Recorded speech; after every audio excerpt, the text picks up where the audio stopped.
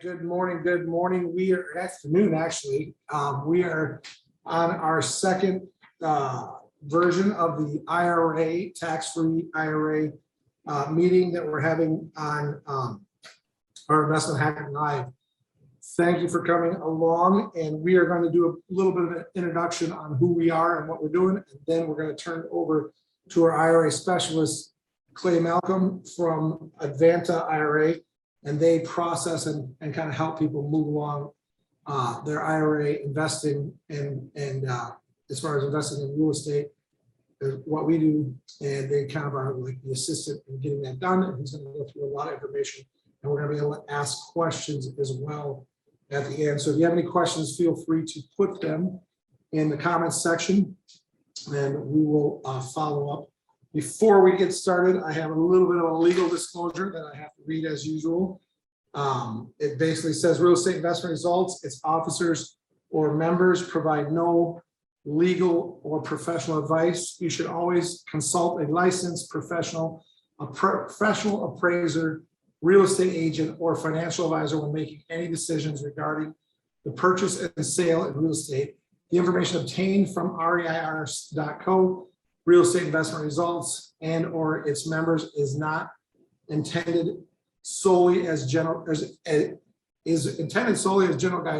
and exchanging, buying, or investing in real estate. It does not constitute legal, financial, tax, appraisal, accounting, or other professional advice. Because real estate contracts, closing procedures, and disclosures are guided by state laws, always consult a legal or local professional when engaging in a real estate transaction. And that concludes me stumbling through reading the legal disclosure. So again, Joshua Dudgeon from realestateinvestmentresults.com. We are a company that does rehabs and builds new builds in La Crosse County, Wisconsin. We do quite a few deals a year, and we pay high rates of return for investment capital so that we can get the speed of money, which we've talked about in previous events. The speed of money is really the most valuable context of what we do. And so with that, today we are covering the second phase of investing through IRAs or Roth IRAs so that you can have a tax-free portion of your retirement. Very, very vital part of retirement is, many people don't know this, but when they get to retirement, they lose a lot of their deductions because their kids are gone, they've got their house paid for. And so sometimes you actually will have a higher tax bill in retirement. And the tool that we're talking about today is the Roth IRA and how valuable it is to have a portion of your retirement tax-free for when you go to spend it. There is a lot of context around the Roth IRA, so we advise you to keep studying this if you're interested in working with us or anyone else on a Roth IRA context. There are rules that need to be followed to the letter. That's really what Clay is going to kind of cover today. And then we can do follow-up investment hacking live context around Roth IRAs and the valuable tool that it is. There's a few other advantages as well that we can cover. But with that, I'm going to open it up to Clay Malcolm. Thank you very much for being here. He's from Advanta IRA. He's a specialist from them, and he's going to kick it off from here. So go ahead, Clay. Thank you, Joshua. I appreciate it. It's glad to be here today to talk about the combination of tax advantaged accounts and real estate investing is always one of my favorite things.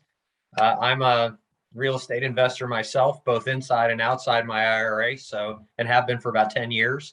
So I'm one of you when it comes to real estate investors, and happy to be here. Is it okay? Can I share my screen here, Joshua? Is that? Go ahead. Yep. I'm not seeing the, do I have, oh, yes, I do. Here it is. It's green right there. All right. And let's go from the beginning. And okay. So I have a few slides just because I think everybody kind of absorbs information a little bit differently. I'm going to talk about really kind of the nuts and bolts of the way that this process goes, some of the opportunities that are available, but I'm really here to see if I can make this knowledge base usable for you. So any questions that you have, I'm happy to be a resource, whether it's today or in the future. I do think that this is a process that most people are not terribly familiar with, so I'll try to hit the conceptual points so that, again, trying to make this knowledge base operational for you and your investment strategy. I also always give a disclaimer. All the information I'm going to give you today is for education purposes only. At Advanta IRA, we do not give tax, legal, or investment advice. We don't advocate any particular investment strategy or investment vendor.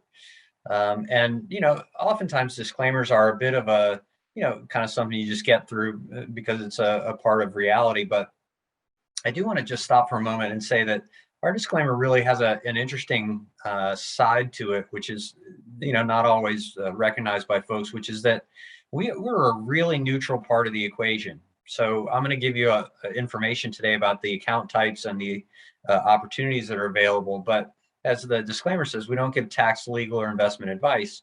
And what that means is that the account holder is actually the person who's responsible for choosing investments, negotiating terms, managing the investments, all that kind of thing. Now, you can, of course, bring your team with you. You don't have to do it in a bubble all by yourself. But the paradigm is a little bit different than maybe an IRA at a bank or brokerage house where somebody else may be, making a lot of the moves or creating the activity. With a self-directed IRA, especially one that's in real estate, the IRA holder is an active participant. And so I like to just point that out at the beginning because it's one of the great things about self-directed IRAs and combining it with real estate is that you're actually the creator of the combination. So in terms of the disclaimer, I think I covered the bases, but in terms of what it actually means, in terms of how we operate, I just want you to know that we're in business to document the activity of the account so that it gets to keep the tax advantages. That's really our purpose. And as I'm going to talk here in a minute, all IRAs need a custodian. So our job is to make sure that the account stays in good standing, even though it's investing in real estate rather than a publicly traded security.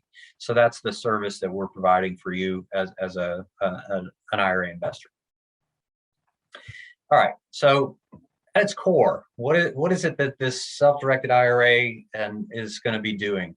And I think that, IRA started in the 1970s. Traditional IRAs were first. Roths came along later. We can all thank Senator Roth for that.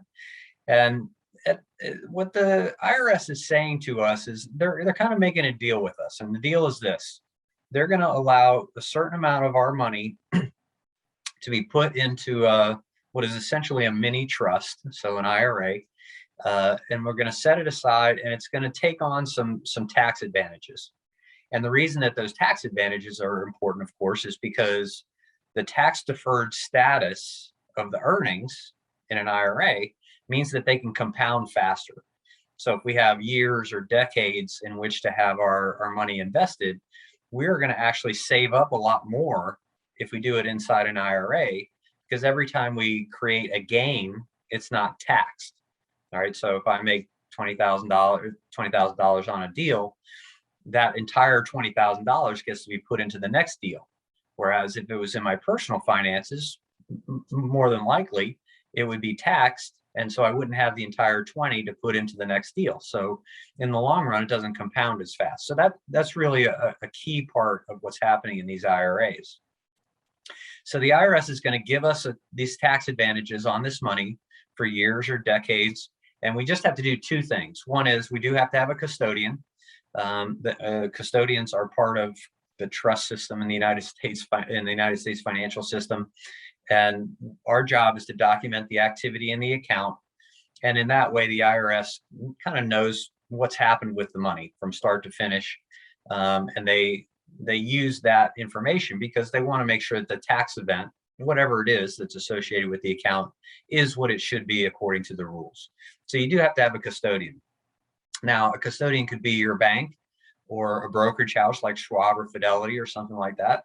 But if you want to get into alternative assets, those custodians, banks and brokerage houses, typically don't handle real estate investments or private investments, whereas a company like Advanta really does. That's actually our specialty. We don't handle publicly traded securities like mutual funds and stocks and things like that. We don't handle that very well.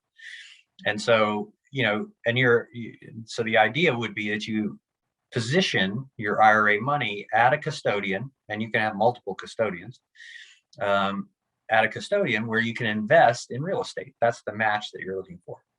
So we get these tax advantages, we have a custodian, and then we follow a few rules.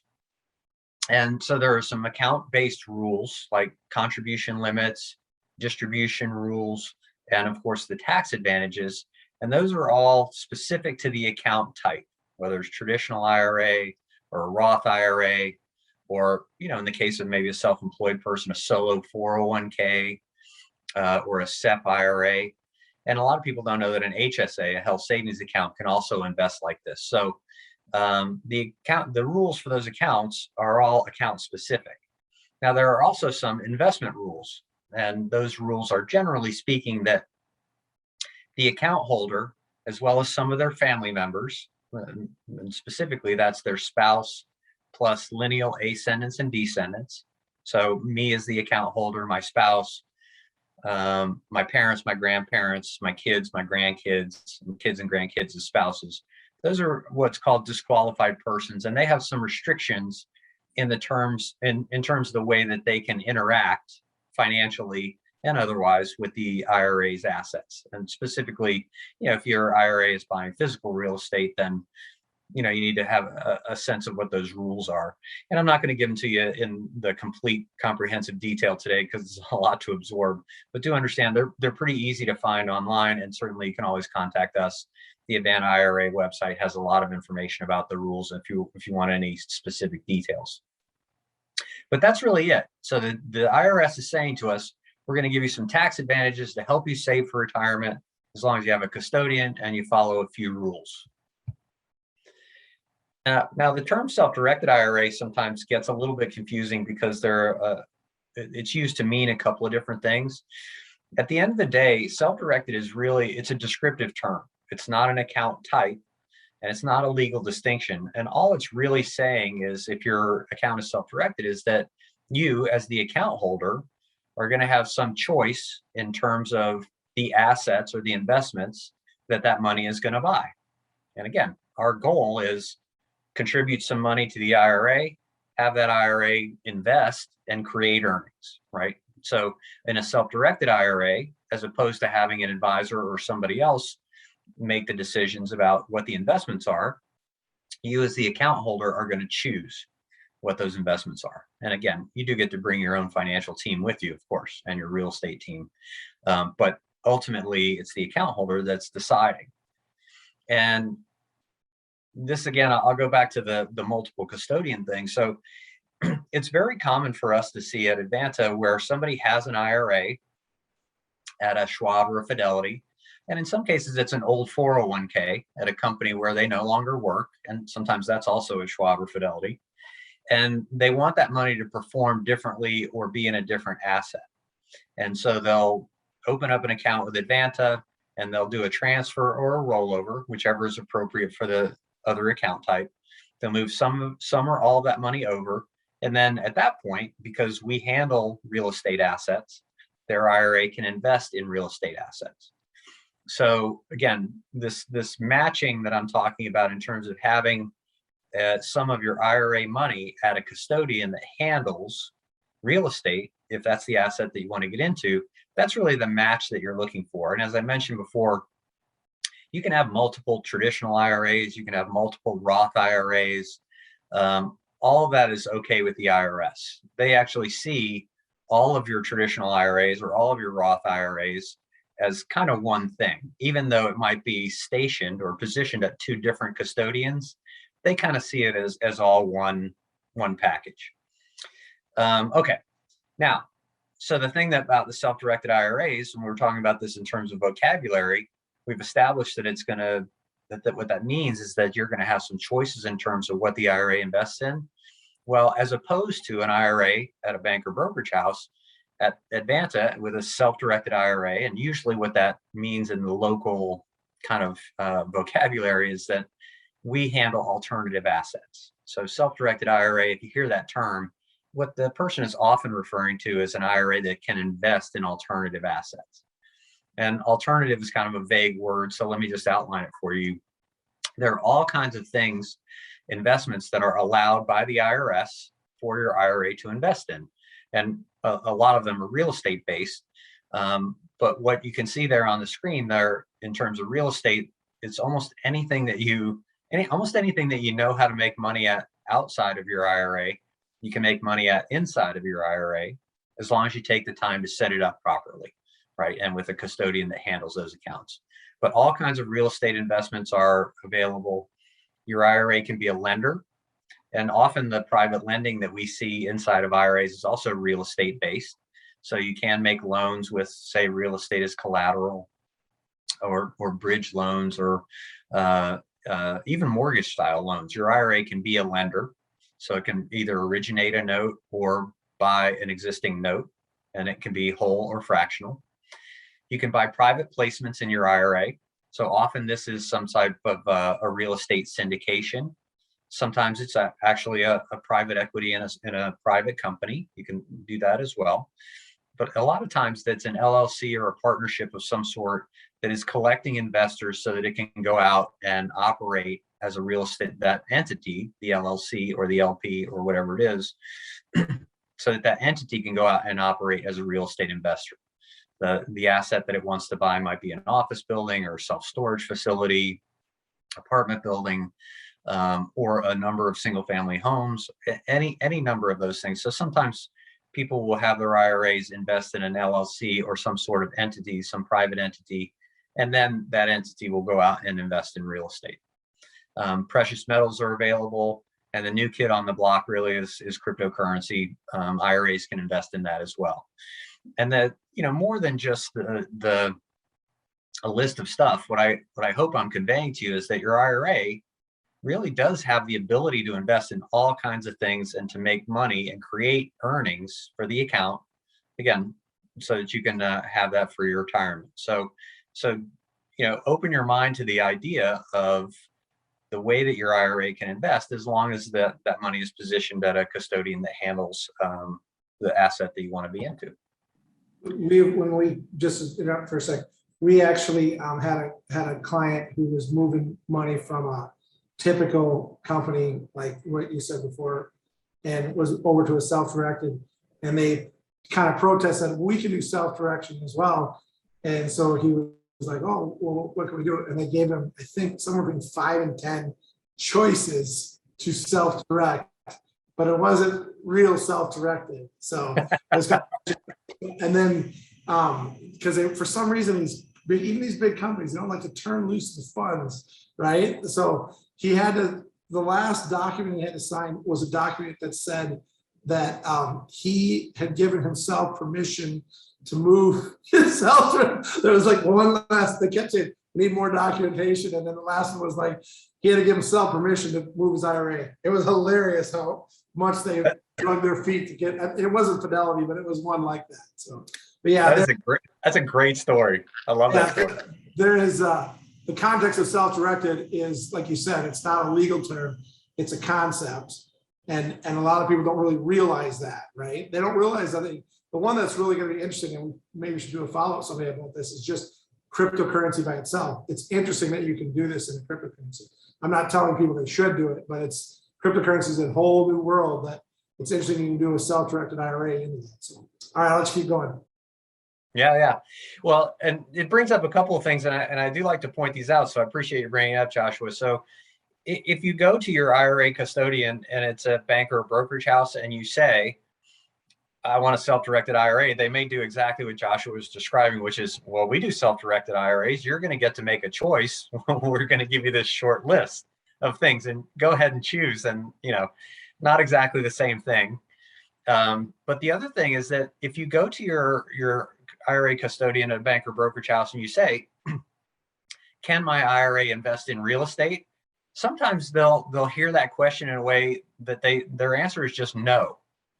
And often that means for the IRA holder, sometimes they think, well, that means it's illegal or they can't, it's impossible or something like that. So I do want to stress that even if you get a professional in the business who says you can't do it, they may be saying, we just don't do it, we the company.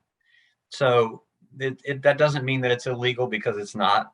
It doesn't mean that it's impossible, because it's not. It's actually quite easy.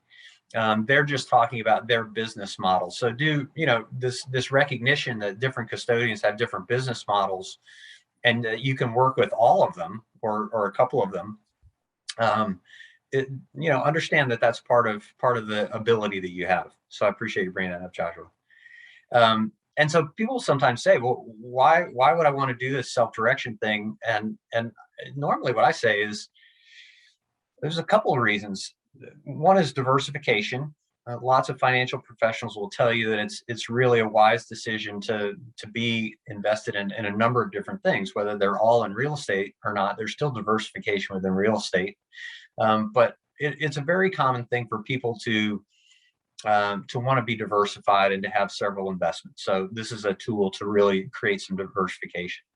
My favorite one by far is that you get to use your own expertise or your team's expertise, right? So I'm a real estate investor inside my IRA, but I'm not an expert real estate investor, but I know some people and some entities that I've vetted and I trust and I understand what they're doing. And kind of intuitively, I think a lot of us have a working knowledge of how real estate makes money because we bought a house for ourselves or, any number of reasons. It's part and parcel to kind of American life as we know it for a lot of us. And so that idea of understanding exactly how the asset makes money is number 3 down there. I don't know a lot about stocks or mutual funds or things like that. That's not to say they're bad, and some of them produce good returns. That's all good. No harm, no foul for me. But I really like the understanding of, hey, I'm going to invest X dollars. This is what we're going to do with it. And assuming, not a lot of weird contingency or, unforeseen circumstances, this is about the returns I'm going to make, or this is how it could be even better, or this is, that ability for my mind to kind of get itself around how my IRA is going to make money really made me feel more confident about, investing that money. So, I think that there's 3 reasons why people often will take the time to open up an account with us, move some money over, and start to get into particularly real estate again, because it's something that a lot of us know a little bit about at least, and we can bring our team.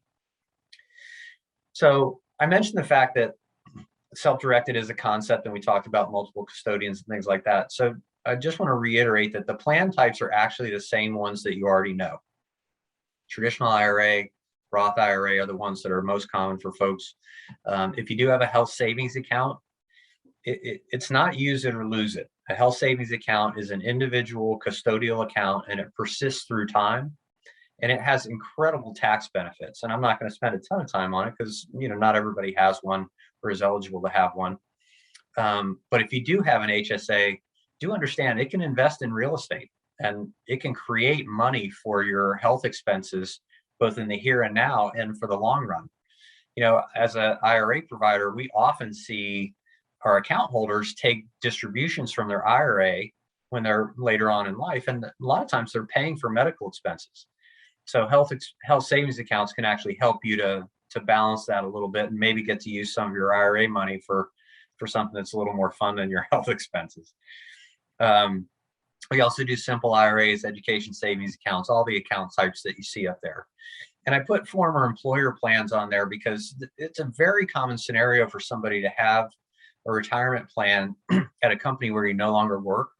And that plan could be a 401k or a 401a, 403b, 457, thrift savings plan, defined benefit plan, defined contribution plan, almost anything that had some tax advantages and a retirement element to it at a previous company. Once you're separated from employment from that company, you can actually roll that over without tax and without penalty. And so you can actually say, okay, well, I'm going to take it from my old 401k, put it in a self-directed IRA, and invest in real estate. So sometimes people don't even know that they have money that they've already contributed that can be utilized in a self-directed IRA real estate investment strategy. So do understand that some of these old accounts, tax advantaged accounts that you may already have and have already been contributing to, sometimes that's eligible, again, to be moved, no tax, no penalty, over into an IRA to be invested in real estate. So just understand that all these account types are at play when it comes to investing in real estate. And one of the things that I'll mention, because we're focusing a little bit on Roths here, is there's a really interesting ability at the moment from a law perspective for us to make traditional to Roth conversions. So all these account types, or most of them, traditional IRAs, simple IRAs, SEP IRAs, most 401ks, they're all what I would consider to be the traditional IRA tax status, meaning that it's pre-tax money when it goes in, meaning you get a deduction. It's tax deferred while the money is in there and investing, and then it's taxed on the way out. But you can, in midstream, take those monies that are quote unquote pre-tax and convert them into a Roth. And at the moment, there are no restrictions to the amount of that conversion. So you can convert as much money as you want from that traditional IRA tax format to the Roth IRA format. I talked to an accountant a couple weeks ago. He said there was $100,000 a year restriction. Is that not true? Not at the moment. Now, there was a $100,000 thing that was going on that had something to do with COVID and some very specific legislation about that. But at this time, you actually can convert as much money as you want from traditional to Roth. Now, are the SEP and the simple and the other ones convertible to the Roth and stay Roth, or if it moves from SEP to Roth, does it stay in the SEP category but functions as a taxed beforehand entity? That's a great question. And when you make the conversion, you actually are moving it into a Roth IRA. And the IRS wants it that way because that's the way they're going to view it from a tax perspective. So once it moves to a Roth, it's a Roth. That's correct. Yes. Of all these accounts we're looking at here, is the health savings account convertible to a Roth or not? Well, you wouldn't want to, and the reason is because the health savings account is actually kind of like a Roth. The health savings account is remarkable. So it's pre-tax money in, so you get a deduction for making a contribution. It's tax deferred in the middle, and as long as you take a distribution that corresponds to a qualified medical expense, it's also tax-free on the way out. So it's actually tax-free. It's tax-free money, right? That's the first time I've heard that. Yes. So, and get this, and again, I don't want to go down the rabbit hole too much, but so let's say you contribute some money to your HSA and then you invest it. The earnings that HSA makes can also be distributed to yourself, again, as long as it corresponds to a qualified medical expense, which is a huge set of stuff. I mean, you're going to find a qualified medical expense, most likely, tax-free. So you actually earned it without taxes, it grew without taxes, and then you got to use that money without having it be taxed. It's remarkable. So, all right, off we go. I get a little carried away because I like them. I love this stuff too. All right. So I've mentioned this before, and I keep harping on it because I just feel like it's so powerful. That most of us go through life and we're thinking about investments and what we do with money and that kind of stuff, and we find a team. Sometimes it's our family, a lot of times a real estate agent or broker or somebody who's a real estate professional like Joshua becomes part of our team. Right. And because we know and trust them, we've talked to them, we've listened to what they do, we did our due diligence on them.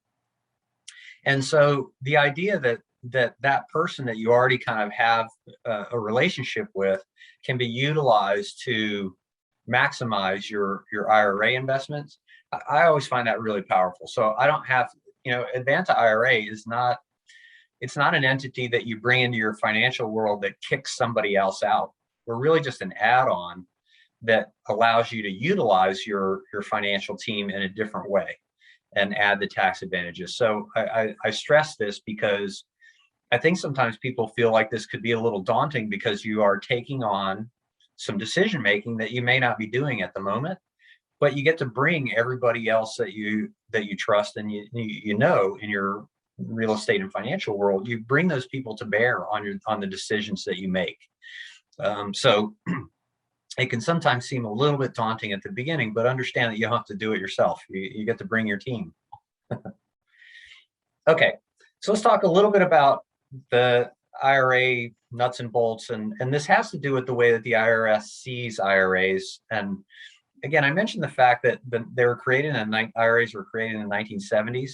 Since that creation, your IRA has always been able to invest in real estate.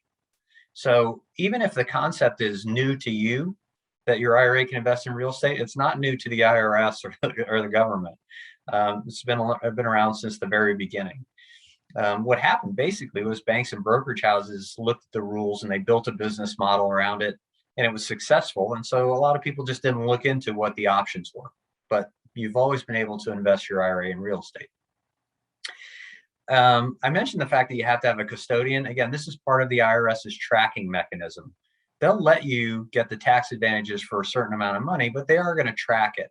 And they use custodians to do that because it's our job and our responsibility to just document the activity of what's happening.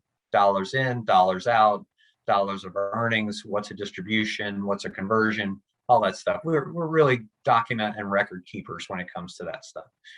An IRA is its own legal and financial entity.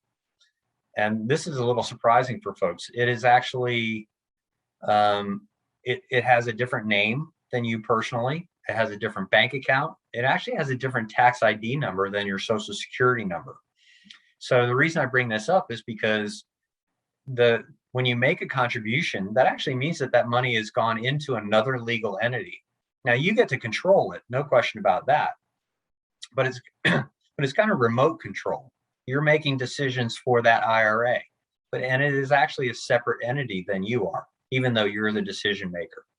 And the naming convention, of course, is the custodian's name, FBO, and then the account holder name, IRA. So Advanta IRA, FBO, which is for benefit of, Clay Malcolm, IRA. That's the name of the IRA. And it's actually on all the legal documents that are associated with my IRA's investments, whether that's a piece of real estate or a syndication or anything that my IRA is buying. That's actually the name of the investor. And as I said, has its own bank accounts, has its own tax ID number. And so that's really what's going on there. Traditional IRAs, Roth IRAs, and HSAs, as well as the other account types as well, they are all distinguished because specifically the traditional Roth and HSA, they're all distinguished and have to stay in separate accounts because they all have different tax statuses. So again, you got to kind of get into the IRS's mindset, which is they're going to give us a certain amount of money to put in each year and have it invest in a certain way. But there's a tax event in there somewhere at some point, whether it's at the beginning of the sequence or the end, and they want to make sure that the tax event is appropriate according to the account type. So that's a little bit about the dynamics of what's happening with your tax advantage money and why you have to deal with a custodian, or at your 401k, you have to deal with a trustee of that plan, and so on and so forth. It's part of the IRS's tracking mechanism for the money. And we were talking about tax benefits, and just to kind of reiterate what we actually already touched on a little bit, is for traditional IRAs and other account types, it's pre-tax money in, meaning you make a contribution, but you get a tax deduction in that year for your contribution, tax deferred while it's in there and investing, and then it's taxed on the way out, and it's taxed at the income tax rate that you are at that time. And I think that the concept at the beginning was you might be making contributions during your earning prime, so you might be making more money then, might be in a higher tax bracket, and the deduction actually helps you lower your tax bracket. And when you're taking distributions later on in life, let's say you're only working part-time or not working at all, your income tax bracket might be quite low. So the tax rate for the distributions could be lower than it would have been at the time when you made the contributions. So that's the benefit that you're getting there. Now, Roth actually flips the script. So it is post-tax money in, meaning that it's already been taxed and you do not get a deduction for it. Tax deferred while it's in there. And as long as you take a qualified distribution, it's tax-free at the end. So you take out of play whatever your income tax bracket is going to be later. You also take out of play required minimum distributions, which we'll talk about here in a second. And you know, it's one of those things that it allows for tax-free growth. Again, assuming that you take qualified distributions, which is not hard to do. And then, as I mentioned before, HSAs kind of combine traditional and Roth into this this really incredible tax package. So if you're eligible to have one of those, meaning you have a high deductible health plan, you're not on Medicare, and you're not a dependent, if you're eligible to have one, you might want to look into it because it is a powerful tax tool. And I just want to reiterate this. So I want to talk about the end, because a lot of times we talk about the mechanics of investing and things like that. But you know, when you take distribution, that's the time when you actually get to take benefit of all these great decisions that you made earlier. So I just want to reiterate the difference between traditional IRA distributions and Roth, because they are different, and it may be worth considering in each tax year whether you want to make some conversion dollars based on what you want what your goals are. So traditional IRA, when you take distribution, 59.5 is a threshold age for both account types. So if you take distributions earlier than that, generally speaking, there's going to be the consideration of a 10% early withdrawal penalty. Between 59.5 and 72 in a traditional IRA, you have full control. You can take distribution of all of it, some of it, or none of it. All right, you get to choose. Can I ask a question quick? Yeah. So that 10% early distribution penalty, so you're talking about, this is a traditional IRA or a Roth IRA on this one? Well, this one is a traditional, and it's pretty much, unless you meet one of the special criteria, disability, first time home, some education expenses, et cetera, unless you're taking a distribution for those, if you take a distribution before 59.5, not only do you pay tax, but you also pay a penalty. That was my next question was, so the 10% is above the tax? Yes, sir. Because it'd be an advantage to just pay 10% if you didn't have I'm with like you. The loophole. That's a good call. Yeah. No, tax and the 10%. Like I say, between 59.5 and 72, you're deciding what you want to do, what you need to take as distribution. When you get to 72, the IRS is looking at this like, oh my gosh, we've let Clay have this money for decades, and we haven't gotten any tax dollars yet. So we're going to make him start taking distributions because we want some tax dollars. So you have to take a fractional piece of your IRA starting at 72 and each year thereafter. But it is only a fractional piece. So the IRA does persist as long as you keep money in there. But you have a required minimum. So you have to take at least that fractional piece out. You can take more, but you can't take less. And do keep in mind that for any of these accounts, you can take distribution as cash or in kind. And in kind means that you're actually distributing the asset.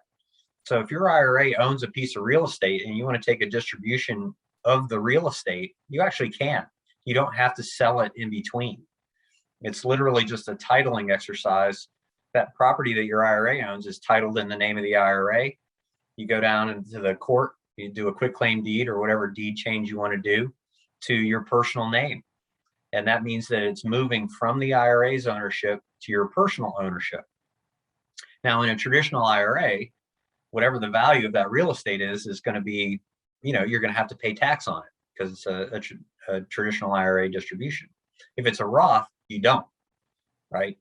So, but do keep in mind that it can be cash or in kind. And then to highlight the difference, so here's what happens in Roth, right? So the IRS has already gotten their tax money from a Roth, and so there's no required minimum distributions. So this can be really good for a couple of reasons. One is you have a longer period of freedom to take out whatever distributions you need or want, and the account does not diminish over time. so that whatever assets you have in there can keep producing, particularly real estate, for as long as as they do, for as long as you have them in there. And it may mean that you have more money at the end when you die and you name your beneficiaries of the account, which bypasses probate, generally speaking, by the way. You may be able to leave your next generation or your beneficiaries with more because you didn't have to take those required minimum distributions at the end. So it's another reason why you might want to just, again, consider Roth conversions or making contributions in the Roth format. It's not necessarily better than traditional, but it does have some really compelling characteristics. And so, talking with your tax professional or your financial team about that is certainly worth your while.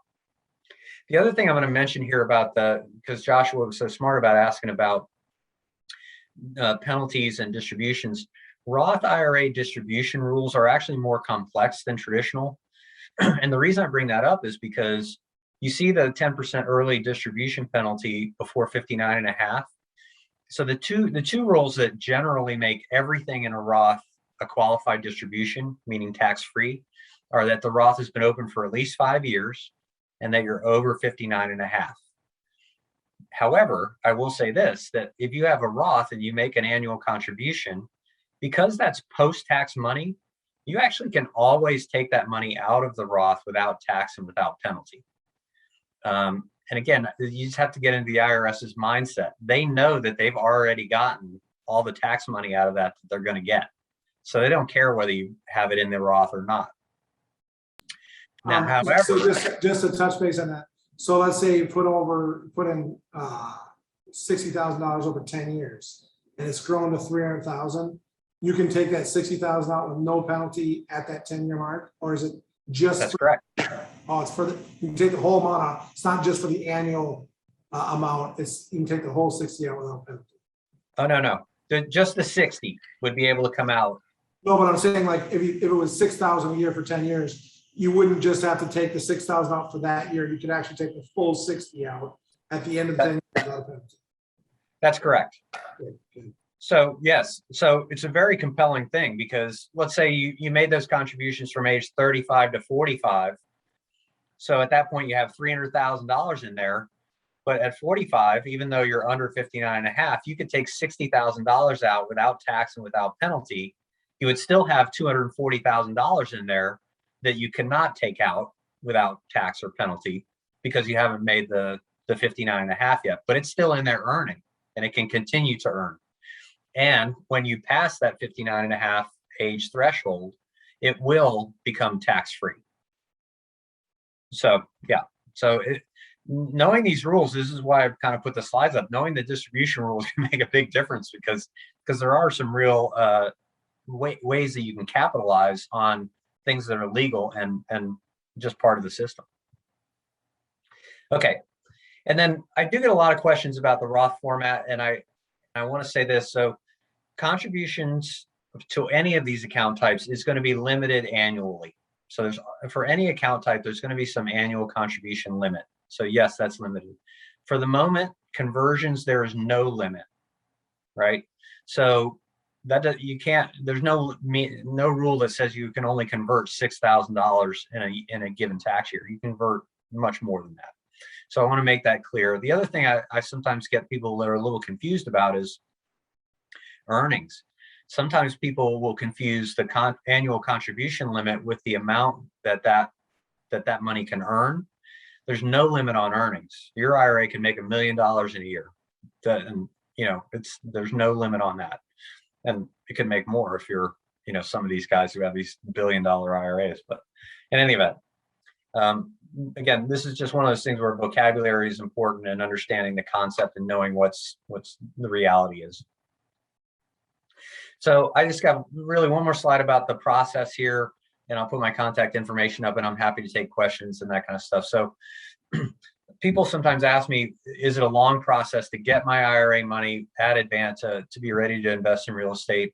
And the answer is no, it's not a long process. We can do it in as fast as a week. That's the fastest we can do it. But in a week, we can, assuming that the transfer comes in and everybody moves money by wire, and there's some logistics to that, but it can be as fast as a week. It's much more common that it's 2 or 3 weeks that you open the account, get the money in there, transfers and rollovers and contributions. But it's certainly not months, and it's certainly not years. So the process is pretty easy. You open up an account with Advanta. So we're a self-directed IRA provider, so that the account is open and ready to receive funds. That account has a cash position. So you move cash into it. That could be transferred from another IRA. It could be a rollover from an old 401k or other retirement account, or a contribution, or some combination of those. So now you have an account that's open and it has some cash in its cash position, and that cash is ready to be invested. So while you're opening the account and getting the cash in there, you can be looking for investments, deciding how much you want to allocate to particular investments. We can even be working on the investment paperwork while all that other stuff is happening, so that you're ready to have your IRA disperse cash from your IRA's cash position to close the investment. And then, of course, the investment returns come right back into that IRA cash position with the tax advantages that are associated with the account type. So it's a relatively easy process. It's pretty logical, actually. You're really just moving that cash over to a custodian that handles that investment type. So with that, this is my direct contact information. So if you do have questions, I'm really happy to be a resource. So don't hesitate to call me. That's my direct office line and my email. So this is it's an important part of the tools in your tool belt from an investment and a tax perspective. So I'm happy to be a resource if I can. And at this point, I'm happy to take any questions that we might have. Yeah, so we have some questions, I think, in the chat. Brady, where are the questions at? I've got the questions here. Okay, you want to go ahead and read one?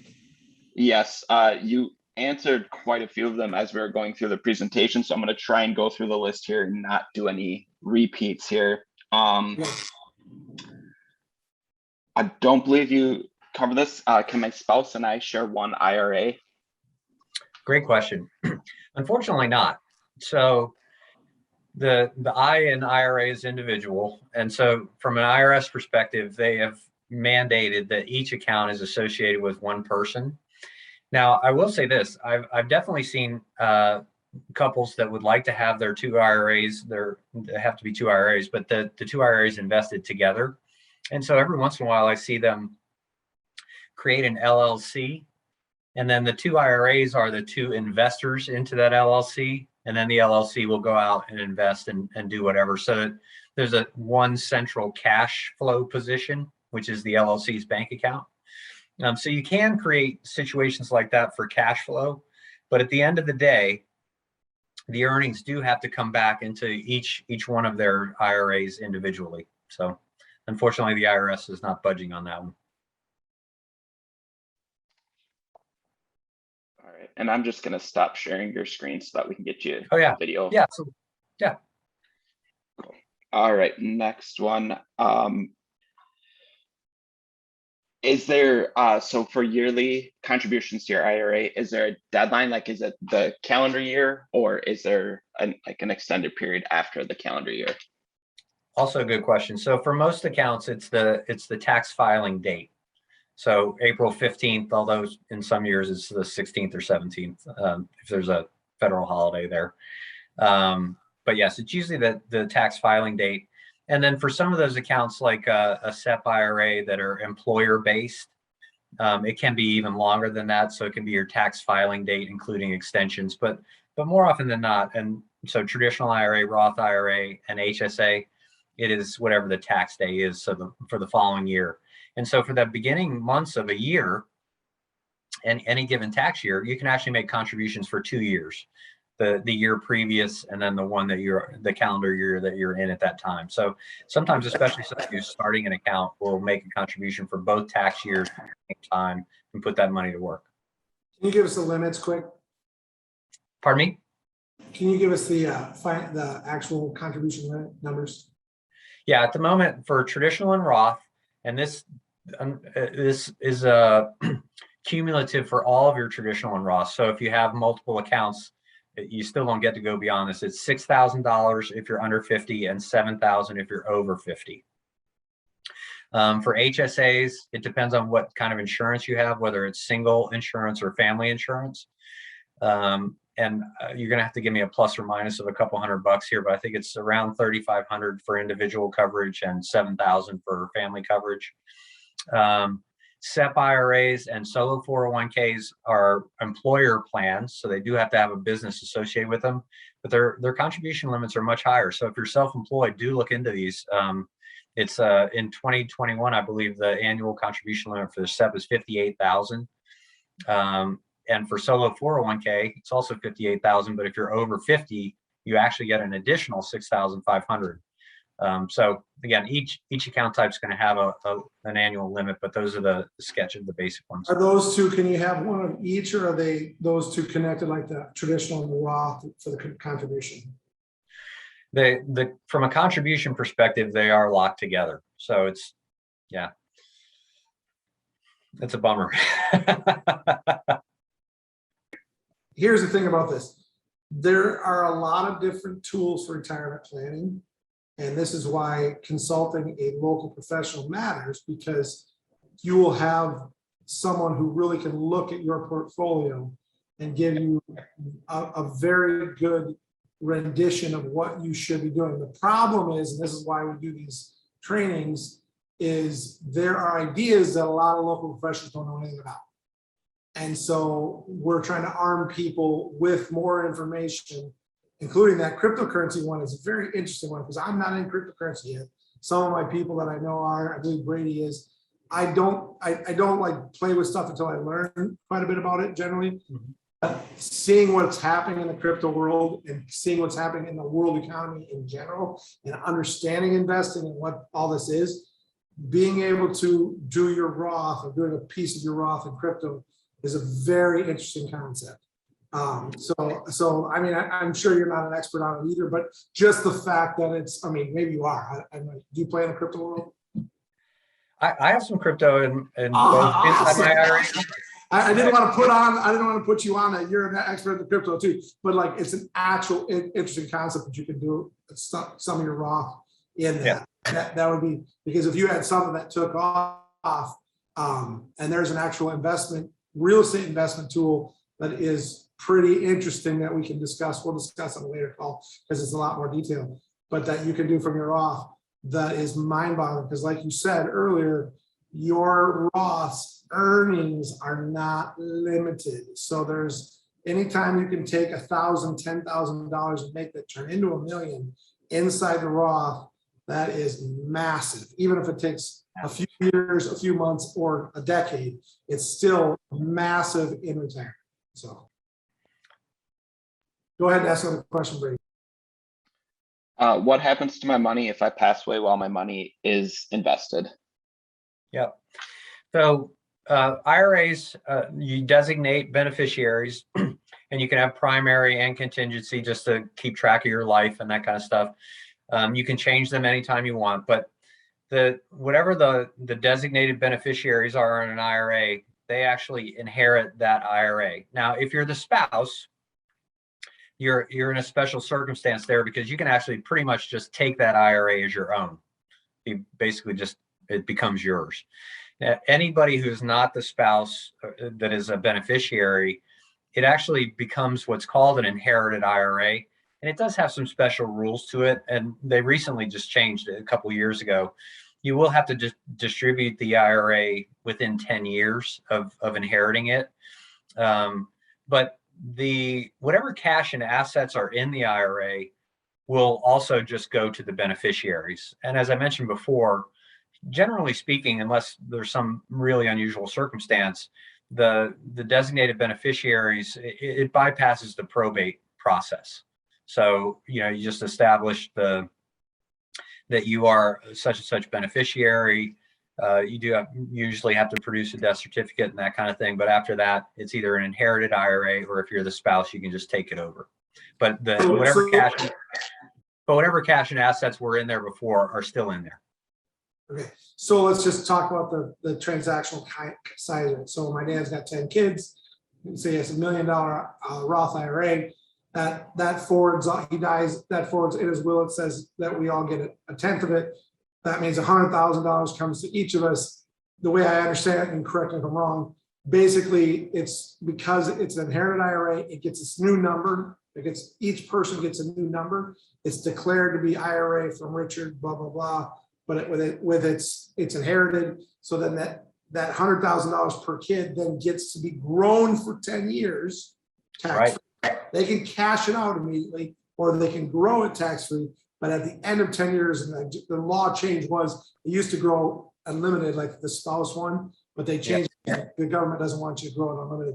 But so, like, let's say I'm better than my sibling, or my sibling's better than me, and growing it at the end of the 10 years, one of us could have 150,000, the other one could have 1.5 million, and it's tax free. So it's a tool. And this goes back to understanding distribution, like you said earlier. It's actually a tool that can give a child or an heir an advantage, especially if they learn how to invest the money properly. Because the guy that cashes out year one is not very intelligent, in my view, because of the fact that the position, now if he needs the money and is saving his life, it's a different story. But if he has the position to be able to grow that for 10 years, it's a totally different avenue for him from a 10-year period too, because he could plan on spending it. Let's say he's going to build a new house in 10 years. He could actually have that house paid for tax free by using that to grow it properly. I mean, it's a unique afterlife transferring wealth. It's a unique tool that has advantages that other transfers do not have. Am I right or wrong? Definitely generational wealth ramifications. The one thing I do want to mention, though, is that you want to make sure that the beneficiaries are designated with the custodian.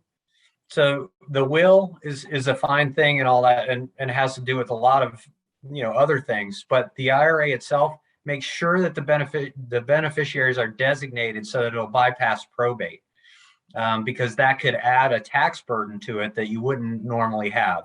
So let's talk about that custodial context. The custodian itself, and your Advanta is a custodial company.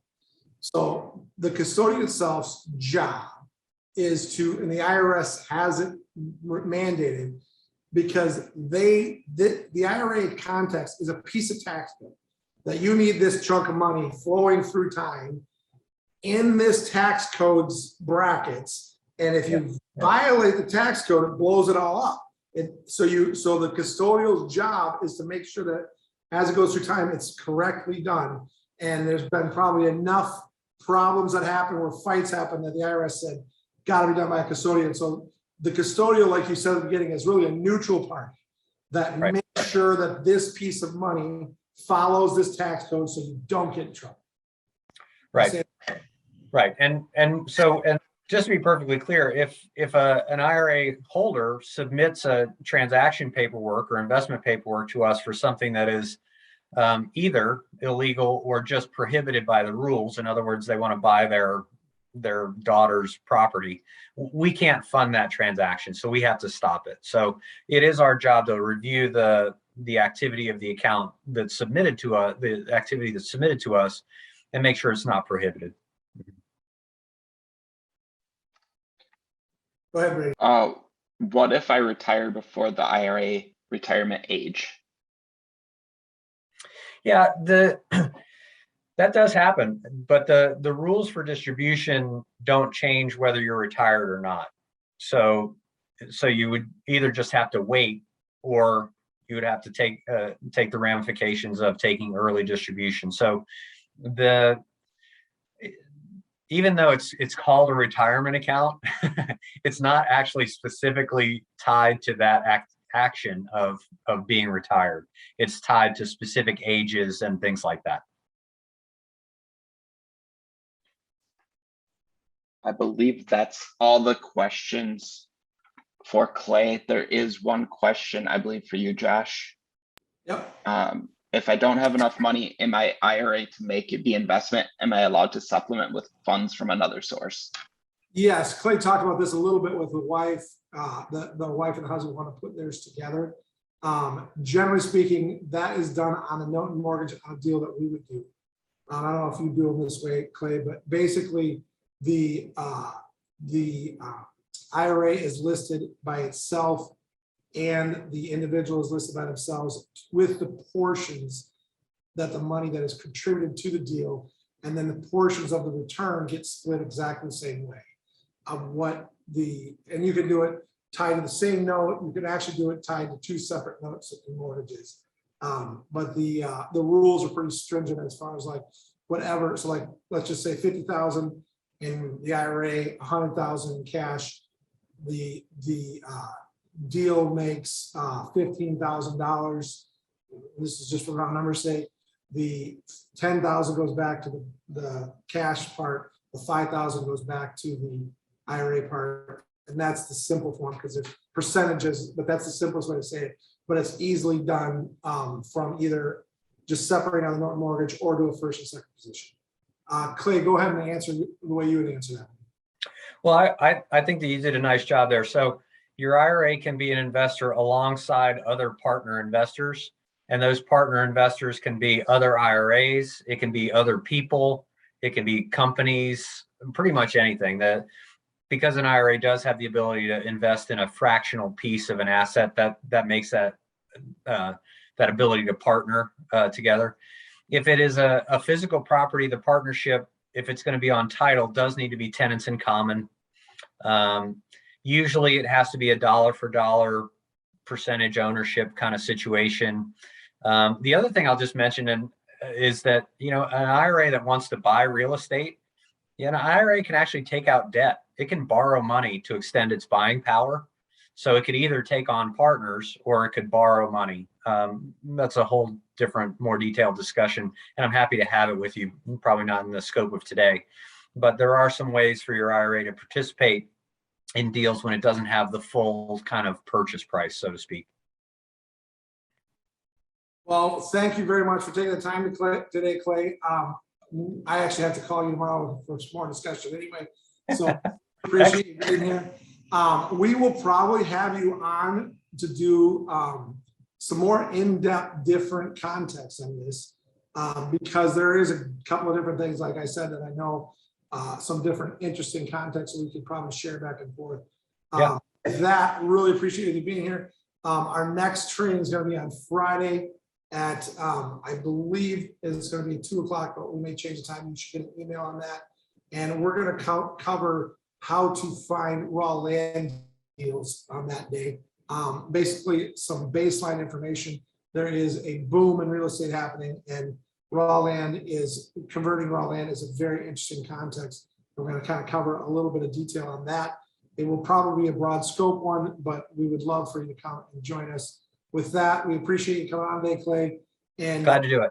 And anytime we can reach out and help you for anything, let us know as well. Have a wonderful rest of the Tuesday, and we'll see you soon. Thanks again.